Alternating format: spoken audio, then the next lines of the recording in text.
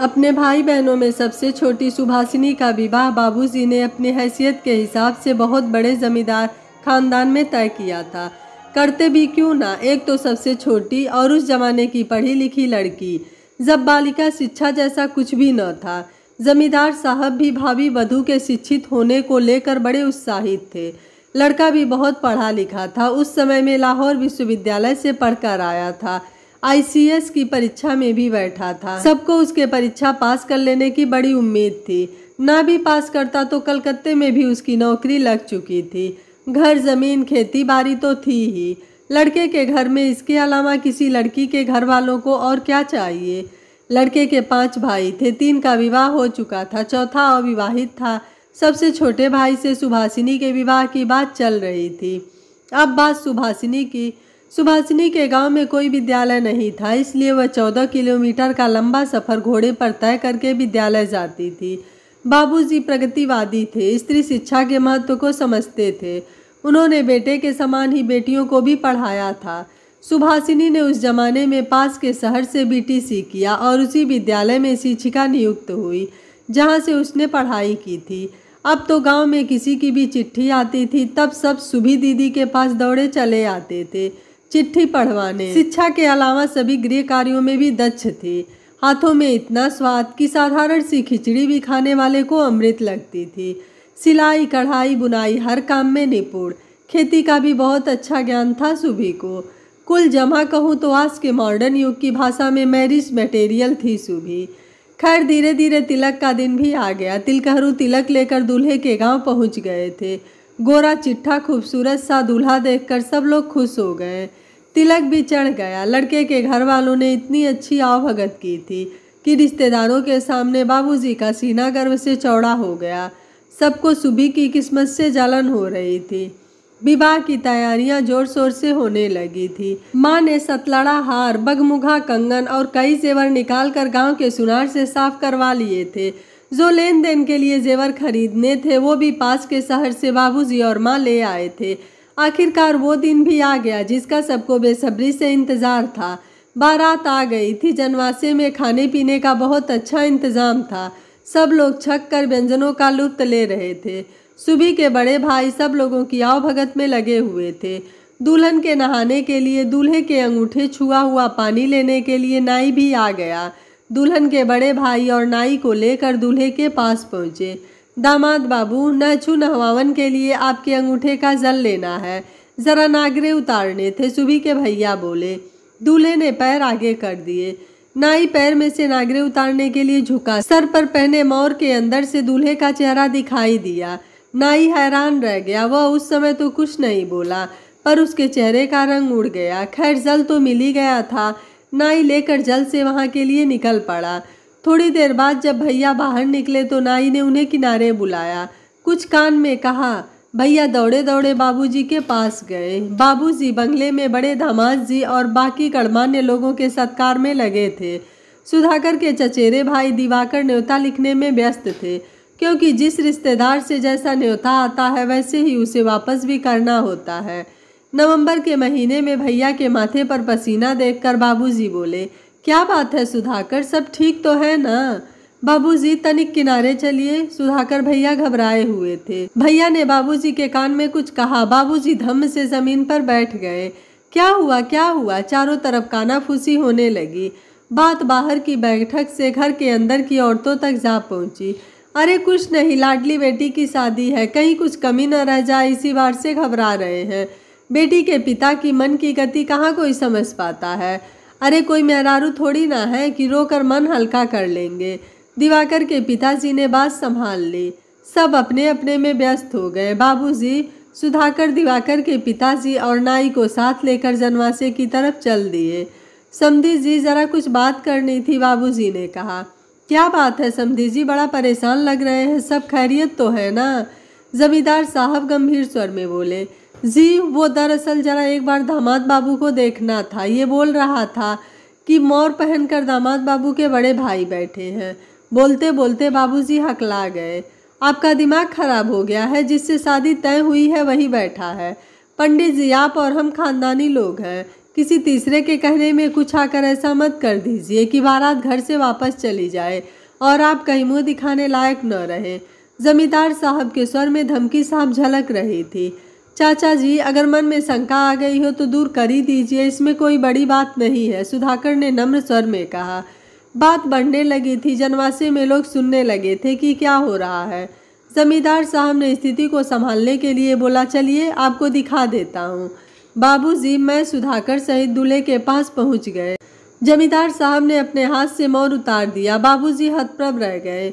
यह तो दूल्हे के अविवाहित बड़े भाई थे।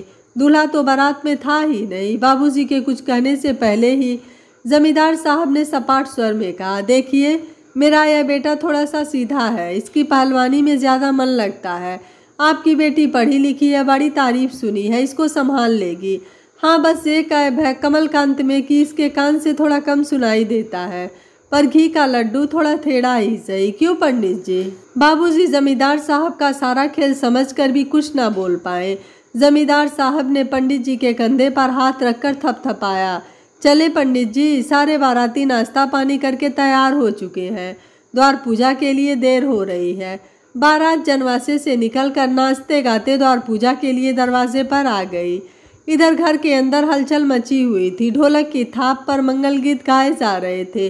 पट्टीदारी और रिश्तेदारी की ढेर सारी औरतों से घर भरा हुआ था। खाजे बतासे सबको बांटे जा रहे थे। लो, दूल्हे के पैर से छूकर पानी भी आ गया। जल्दी जल्दी दुल्हन को नहलाया जा रहा था। अरे अभी तक दुल्हन नहाई नहीं, दरवाजे पर बारात आ गई। ये नई नवेली बहुओं से तो कुछ होने वाला नहीं है, बेइज्जती करवा के धर देंगी। सुबह की बड़ी बुआ खटोले पर बैठी बैठी बड़बड़ा रही थी। द्वार पूजा बैठ गई थी। घर की सभी औरतें दूल्हे को देखने के लिए उत्सुक थी। दरवाजे की ओर से नई दुल्हन और सामने बैठकर बूढ़ी बुजुर्ग द्वार पूजा देख रही थी। धीरे धीरे खुशफुसाहट शुरू हो गई। जैसा बताया था वैसा तो दूल्हा नहीं है, इसकी तो हरकतें भी अजीब है। पीली साड़ी में हाथ भर का घूंघट करके सुभासिनी को लाया गया। पंडित जी ने मंत्रोच्चार करवा विवाह की सारी रस्में पूर्ण करवा दी। विवाह के पश्चात कोबर में भाभी पानी और दूध में अंगूठी ढूंढने का खेल खिला रही थी। 2 बार सुभासिनी जीत गई। दूल्हे को इतना गुस्सा आया कि उसने पानी और दूध वाले परात को लात मार दी। सब एक दूसरे का मुंह देखने लगे। सुभासिनी का दिल धक धक करने लगा। इसके साथ मुझे जीवन बिताना है जो जरा सा मजाक भी नहीं समझता है।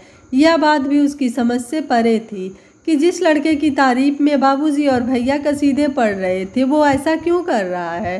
शायद थक गए होंगे, उसने अपने मन को समझाया। बारात अगले दिन वापस चली गई।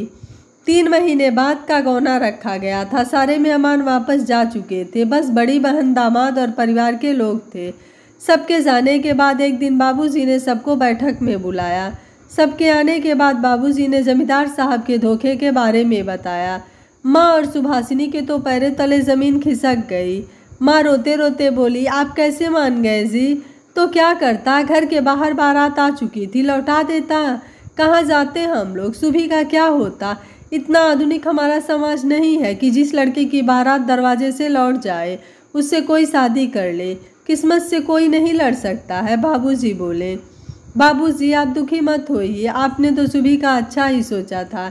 घर बार तो अच्छा है ही, जीवन आराम से कट जाएगा इसका। सुधाकर भैया ने बाबूजी को ढाढ़स बंधा रहे थे। सुबह तो जैसे कटे पंछी की तरह आसमान से जमीन पर आ गिरी थी। सुबह के सारे सपने चकनाचूर हो गए। सोचती थी बाबूजी के पास तो कम किताबें हैं, पर वो तो लाहौर से पढ़ कर आए हैं, उन्हें पढ़ने का कितना शौक होगा। कितनी किताबें होंगी उनके पास। हो सकता है कभी गांधी जी से भी मिले हों। जब भी मौका मिलेगा तो ज़रूर पूछूंगी। इतने बड़े शहर में रह कर आए हैं, बिना कलफ की धोती कहाँ पहनते होंगे। हो सकता है गांव में धोती पहनते हो, शहर में तो पतलून ही पहनते होंगे। कहीं वो मुझे देहाती ना समझे। कितने सवाल थे मन में, पर अब तो कहानी ही खत्म हो गई। अब तो नई परिस्थिति है। मेरे होने वाले जेठ मेरे पति हैं और होने वाले पति मेरे देवर। कैसे व्यवहार करूंगी मैं उनके साथ? नहीं नहीं, अब जो भी हो, जिनके साथ मेरा विवाह हुआ है वही मेरे सब कुछ है। देवर तो पराया पुरुष है, अब तो वो मेरे बेटे समान है। लक्ष्मण जी भी तो सीता मैया के पुत्र समान थे। ईश्वर ने जो मुझे दिया है मुझे उसी को संभालना है। ये शायद थोड़े गुस्से वाले हैं, मुझे कोई ऐसा काम नहीं करना है कि उन्हें गुस्सा आए। सुभासिनी अपने मन को समझा रही थी। उम्र कम थी पर पति ही परमेश्वर है, यह सीख बचपन से इतनी घुटा कर पिला दी गई थी कि इसके आगे आजकल के ज़माने के सारे लॉजिक फेल है। घुमा फिरा कर यही सारी सीखें माँ और भाभी ने भी दी थी। सुभी, तुम्हारे किसी भी व्यवहार से ससुराल में किसी को दुख न पहुँचे। बेटी की डोली ससुराल आती है और बहू की अर्थी वहाँ से निकलती है। अब जो है वही तुम्हारा सच है। वैसे भी 3 महीने का वाक़या कम नहीं होता है अपने आप को तैयार करने के लिए। धीरे धीरे जमींदार साहब के दिए धोखे को सब जानने लगे। हालांकि पंडित जी ने किसी से कुछ भी नहीं कहा, पर जो लोग तिलक और फलदान में गए थे उनका मुंह कौन रोक सकता था। सुभासिनी के मायके और ससुराल में दूरी थी, पर इतनी भी नहीं कि इस तरह की बातें एक जगह से दूसरी जगह न पहुंच पाए। वैसे भी बातों और हवा को कोई रोक सका है। वो कहते हैं ना कि वक्त हर घाव का मरहम होता है। गौने का दिन नज़दीक आ गया था। हलवाई लगा करके दुल्हन के साथ जाने वाली झांपी की तैयारी हो गई थी। सास के बक्से में रखने की सारी साड़ियाँ, खिलौने, साबुन, तेल सब आ गए थे। साल भर खाने का राशन सब कंडालों और बोरों में भरा जा चुका था। सुभासिनी के कपड़े, लेन देन के जेवर, सामान सब कुछ तैयार था। आज सुभासिनी का गौना था। कमलकांत उर्फ सुभासिनी के पति दुल्हन को लिवाने आ गए थे। साथ में सिर्फ पारिवारिक जन थे, जैसे जमींदार साहब, 3 बड़े भाई, 3 दामाद, 3 बहनोई और प्रजाजन। सारे मन भेद और मतभेद भुलाकर बड़े उत्साह और प्रेम भाव से सबका सत्कार किया गया। सब बड़े प्रसन्न थे। नियत मुहूर्त पर सुभासिनी विदा होकर ससुराल चली गई। ससुराल पहुंचने पर सारी रस्में बड़े अच्छे तरीके से निभाई गई। सब कुछ सामान्य ही चल रहा था। नई बहू के घर आने की खुशी सबके चेहरों पर साफ साफ दिख रही थी। छोटी छोटी मोटी सभी रस्में चल रही थी। नई बहू को बड़े से कमरे में बिठा दिया गया था। मुंह दिखाई की रस्म चल रही थी। बड़ी बूढ़ी दादियाँ, चाचियाँ, बुआ सब अपने अपने हिसाब से नई बहू को देख और तौल रही थी। कुछ सुभासिनी के पढ़ने लिखने को योग्यता बता रही थी और कुछ हिसाब से पंडित जी ने तो बेटी को डाकिया बनाने की पूरी तैयारी कर रखी थी। इन सब के बाद से सास की बारी आई मुँह देखने की। सुबह की तो आंखें बंद थी, क्योंकि माँ ने सिखा कर भेजा था जब भी कोई मुंह देखे आवे तो आंखें बंद कर लेना। ये नहीं कि कोई मुंह देखने आए और आंख में आंख डालकर देख रही हो। सब कहेंगे कि माँ ने कुछ नहीं सिखाया है। सास की ठसकेदार आवाज़ कान में पड़ी। ठीक ठाक है, तुम ये मत सोचना बहू कि पढ़ी लिखी हो तो मेरे भोले बेटे को नचाओगी। वो तो कमल के पिताजी को तुम्हारे अंदर जाने क्या दिखाई दिया, वरना हमारी हैसियत के रिश्तों की कमी नहीं थी। जरा हाथ तो आगे करना।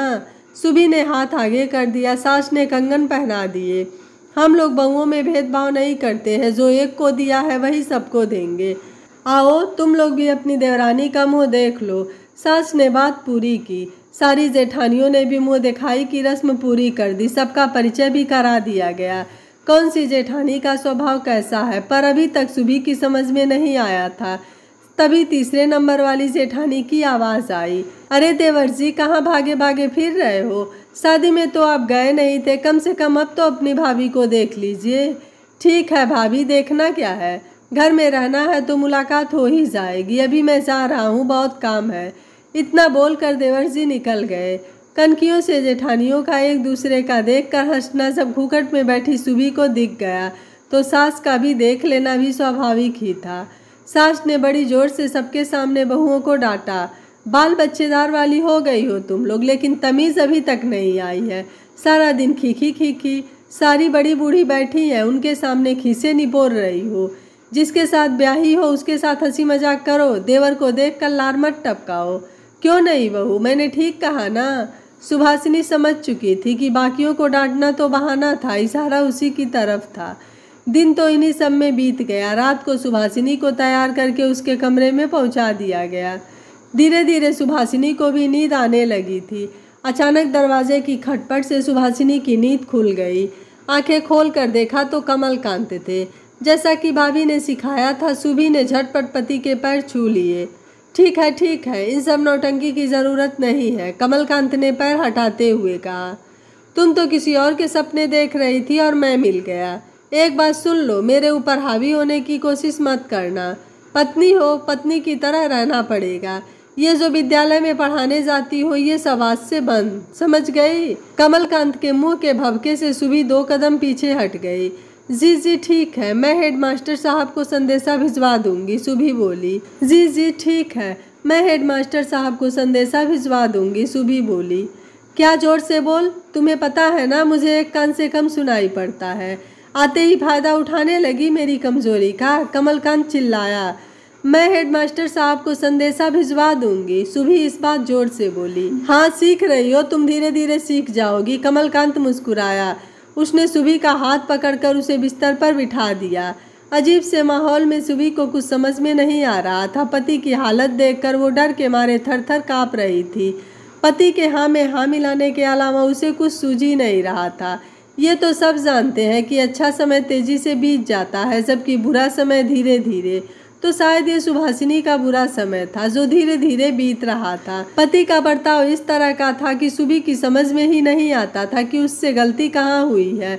छोटी छोटी बातों पर झल्लाना। अगर कमलकांत को पता चल जाता था कि खाने में यह चीज़ सुभाषिनी ने बनाई है तो उस चीज़ को वो कभी छूता भी नहीं था। न जाने वो खुद से खफा था या सुबी से। यह बात सुबी की समझ से परे थी।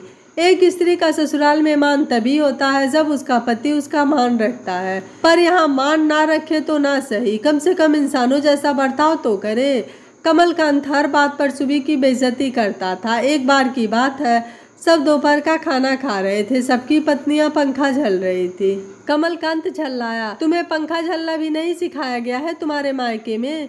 अरे तुमको मास्टर साहब के साथ क ख ग से कहाँ फुर्सत मिलती? भाभियाँ पल्लू में मुंह दबाकर हंस रही थी। बड़े भाई ने बोला, अरे जाने दो, कमल धीरे धीरे सीख जाएगी। भाई साहब भी कहते कहते मुस्कुरा दिए।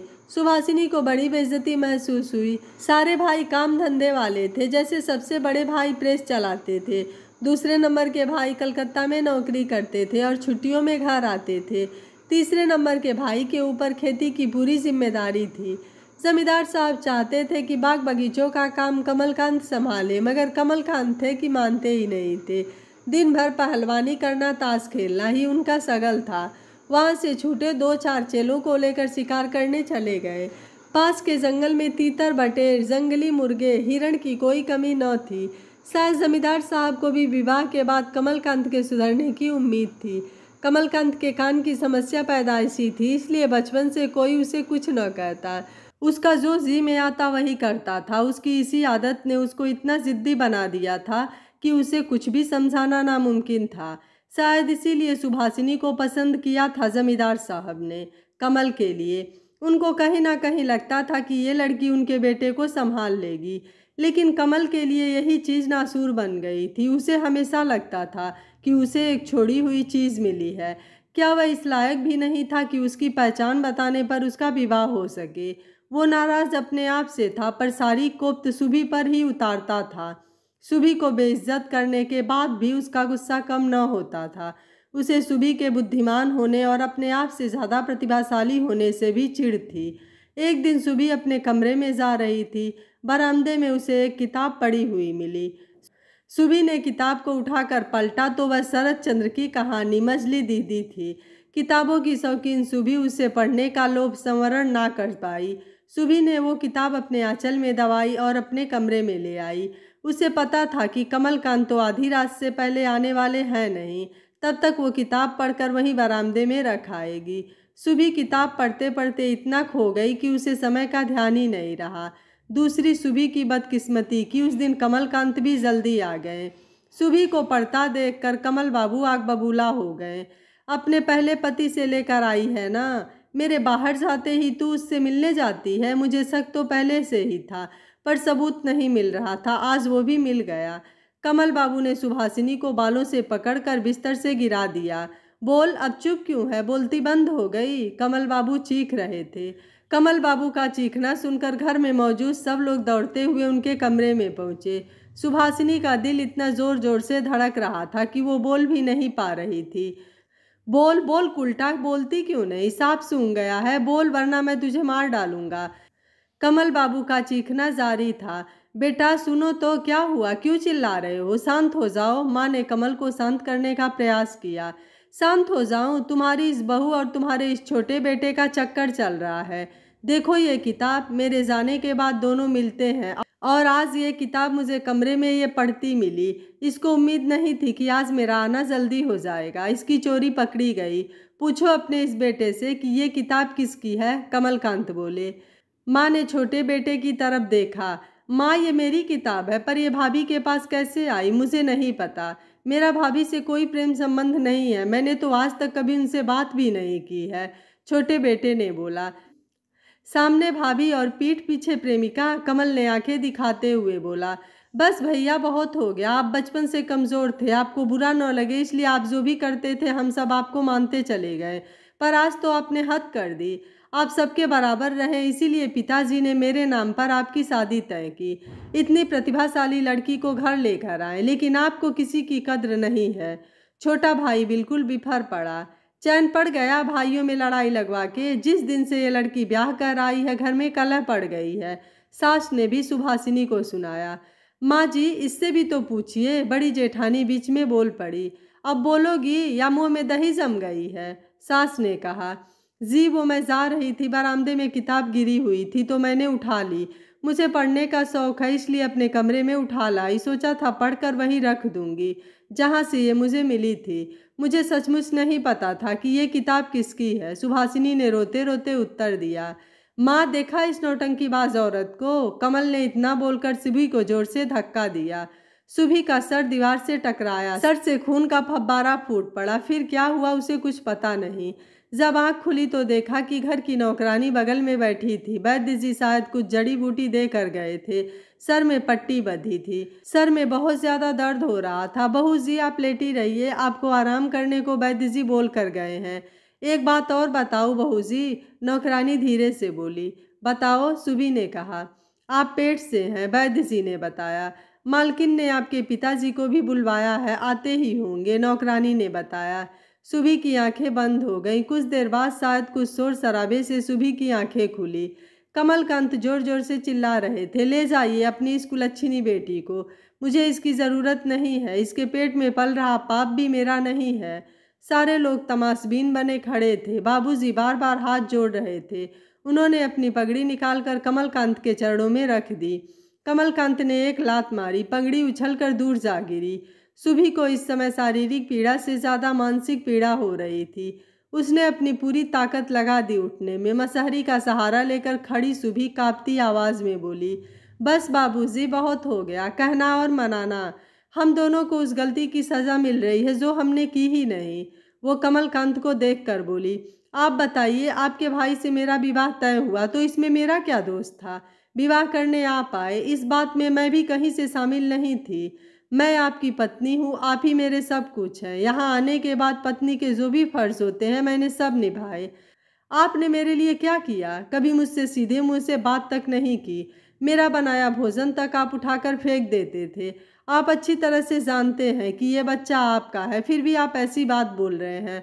अब इस विवाह में कुछ नहीं बचा है तो आज से, अभी से मैं आपका परित्याग करती हूँ। सब सन्न रह गए। ये कल की आई बहू क्या बोल रही है? बाबूजी चिल्लाए। क्या बोल रही हो सुभाषिनी? तुम यहाँ से जाओगी? सुभाषिनी बोली। आप चिंता न करें बाबूजी, आपका नाम खराब करने के लिए आपके पास नहीं रहूँगी। मेरे पास एक नौकरी का प्रस्ताव बहुत दिन से था, अब मैं उसे करूँगी और अपने बच्चे को जन्म दूंगी। और हाँ, मैं आत्महत्या नहीं करूँगी, क्योंकि अगर मैं मर गई तो सबको लगेगा कि मैं गलत थी। बाबूजी ने सुहासिनी को सहारा दिया और वो दोनों लोग सुहासिनी के मायके से आ गए। सुबी के सर के घाव ठीक होते ही उसने उसी बीटीसी ट्रेनिंग और हॉस्टल में वार्डन की नौकरी ज्वाइन कर ली, जहां से उसने खुद ट्रेनिंग ली थी। इधर इन सब बातों का असर सुबी के देवर पर ऐसा हुआ कि उसने फांसी लगाकर आत्महत्या कर ली। मरने से पहले उसने चिट्ठी अपने पिताजी के नाम लिखी। उसने लिखा, बाबूजी, मैं भाभी की तरह मानसिक रूप से मजबूत नहीं हूँ। मैं इस बातों से बहुत परेशान हूँ। जिस भाभी से मैंने कभी बात भी नहीं की, उससे भैया ने मेरा नाम जोड़ दिया। शायद मेरे मरने से भैया का शक दूर हो जाए। मैं इस कलंक के साथ नहीं जी सकता। मैं जा रहा हूँ। आपका अभागा बेटा सूर्यकांत। शायद छोटे भाई के मरने से कमलकांत को अपनी गलती समझ में आ चुकी थी, पर अब बहुत देर हो चुकी थी। सुभाषिनी ने आने से मना कर दिया। नियत समय पर एक सुंदर सी बेटी को जन्म देकर सुभाषिनी पूरे जीवन स्वाभिमान के साथ रही। आपको सुभाषिनी का फैसला कैसा लगा? आप मुझे अपनी राय कमेंट बॉक्स में ज़रूर दीजिएगा। वीडियो पसंद आया है तो वीडियो को लाइक शेयर एंड चैनल को सब्सक्राइब कर लीजिएगा। Thank you for watching. मिलते हैं अगली कहानी में।